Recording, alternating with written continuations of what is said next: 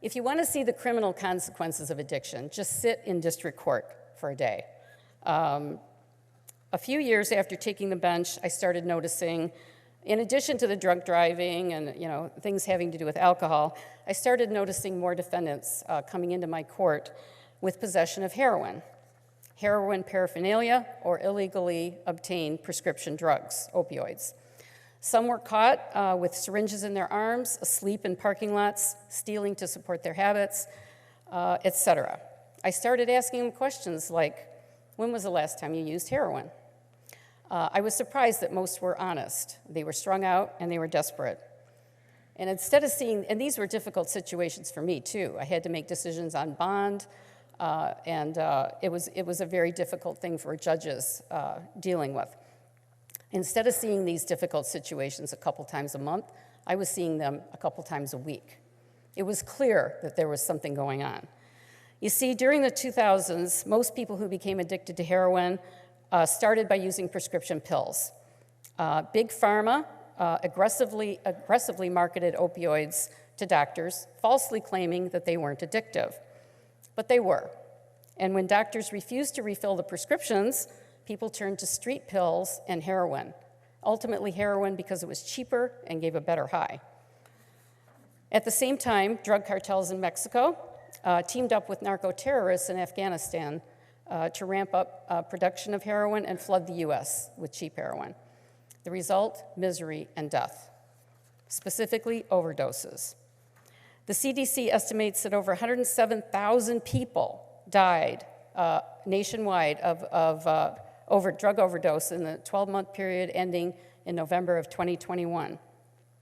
There was just an article in the Free Press, 3,040 people in Michigan died. This is the highest number of overdose deaths ever recorded in the US and Michigan in a 12-month period.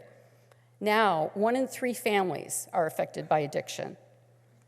2.1 million Americans suffer from opioid use disorder. Addiction knows no bounds related to age, race, gender, or socioeconomic status.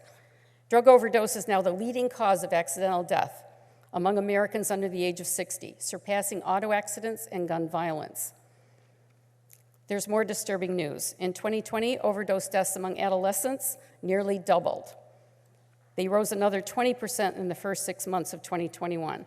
This is because pills that teens commonly use recreationally, Xanax and oxycodone, are now being laced with fentanyl.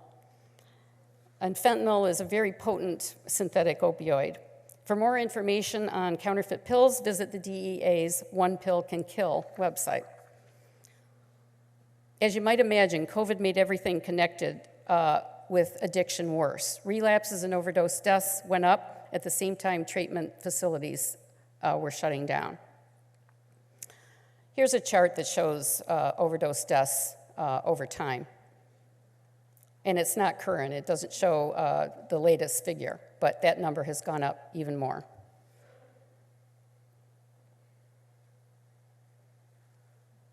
Okay, so in 2020, well, actually, I'm sorry, I have to go back a little bit. In 2017, I was asked to be on the board of a grassroots organization called Families Against Narcotics, FAN for short. This organization exists to help people struggling with addiction and their family members and friends. I was grateful to be doing something, anything, to help fight the opioid epidemic. Now, there is a video embedded in here.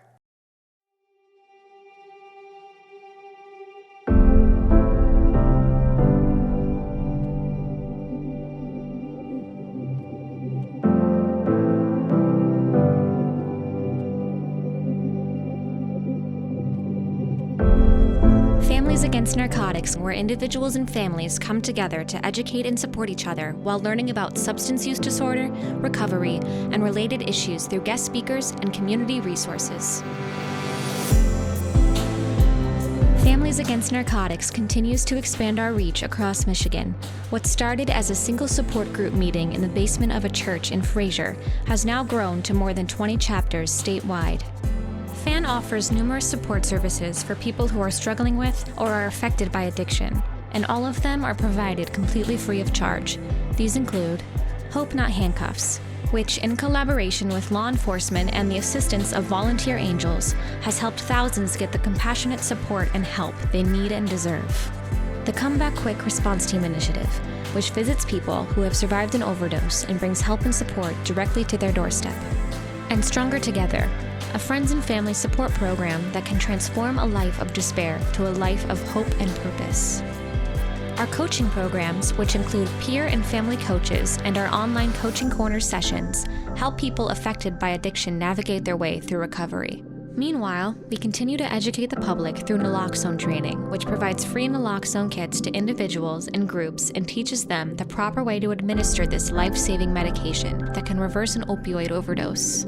Stigma education teaches people that words do matter and that substance use disorder is a brain disease, not a moral failing.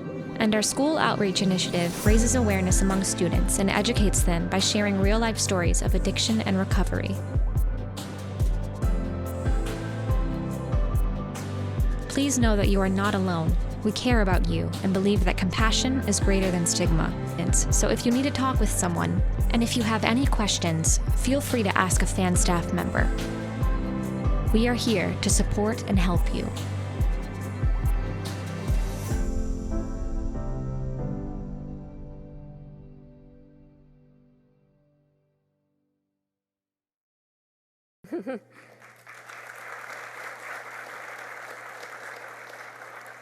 So, when I became president of the Wayne Rotary Club again for the second time in 2020-21, during the pandemic, I realized I could engage the passion and energy of my Rotary friends with the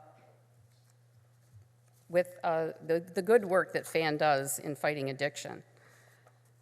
So, when COVID struck in March of 2020, the FAN chapter that I belong to decided to start a scholarship program for people living in, or people leaving rehab facilities and going into sober living houses. Sober living is necessary for many people in early recovery. They've just come out of rehab. They don't want to go back to the environment that led them to become addicted in the first place. They need to get a job. They need to get their life in order. So sober living is one of the key steps for many people to become clean and sober. So what FAN did was, because COVID had shut down the means of employment for a lot of the people leaving rehab. They were no longer able to work in restaurants, store clerks, things like that. So they needed to pay for their sober living room and board, which runs about $125 a week. So what FAN did, what our chapter did, was we started a scholarship program where we would award money so that people could pay their program fees and stay in sober living.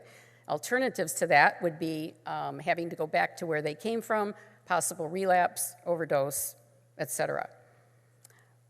So I shared that information with our Rotary Club, and our club decided to contribute to the scholarship program. But we wanted to do more. So we applied for and received a district matching grant to fund the following project: partnership with Families Against Narcotics and Hope Not Handcuffs to help persons seeking treatment for substance use disorder. So what did we do? Oops.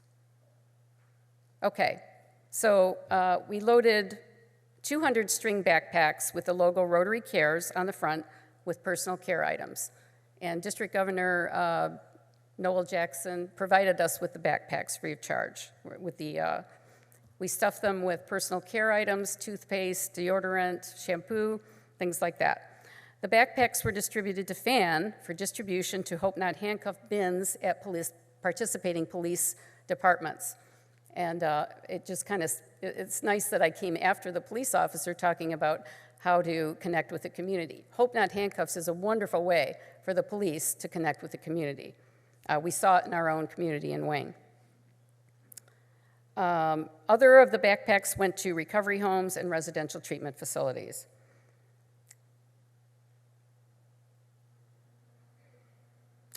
And you see here, Hope Not Handcuffs launches in Wayne in March of 2021, and they've been very generous with their marquee.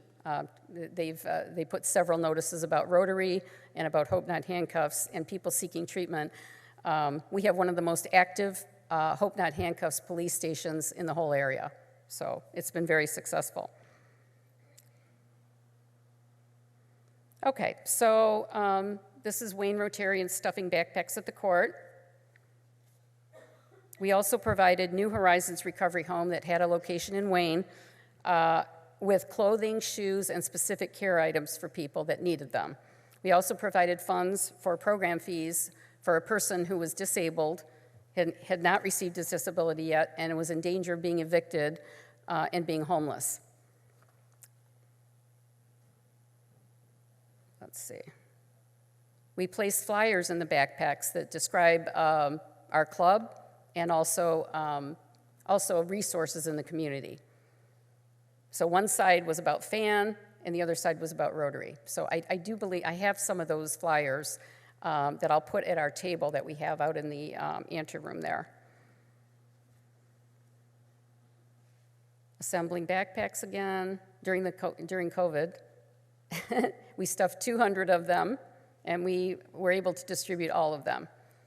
We distribute quite a few to Safe Step, Beginning Step, Recovery Homes in Westland. It's a huge organization that provides treatment and recovery housing. So they have a lot of people in need that show up with nothing, absolutely. They come in off the street. So they desperately need these things. That's me going to the police station and providing items for the Hope Not Handcuffs bin. Okay, so what can we do? What can Rotarians do? Well, there are many things that you can do. If substance use disorder has affected you or your family, contact a FAN chapter, attend a FAN forum, share your story, talk about your experience to help others and to fight stigma. Fighting stigma is a huge thing. Addiction is a hidden disease. People are ashamed. They think it's a moral failing. I don't believe that to be the case. I believe that it's a brain disease. Once a person becomes addicted, it affects your brain and the pathways in your brain, and you can no longer make choices for yourself. So if you truly believe it's a brain disease, this is a disease that's like any other. It's like diabetes. It's like polio. It takes effort, and it takes all of us caring enough to try to do something about it. Get trained and encourage others to get trained on Narcan, naloxone. This is a life-saving drug that stops the effect of the opioid dead in its tracks. It will wake someone up when they are dangerously close to dying from an overdose. I'm doing a Narcan training tomorrow at 1:30, and that is in the headquarters of the Capitol Club. I have kits to give out. I have 50 kits. So if you're interested in doing naloxone training, please come and see me. I will give you a kit. And think about having your club do a Narcan training in your community and get the word out about addiction and that there's things we can do to help and offer hope. Thank you.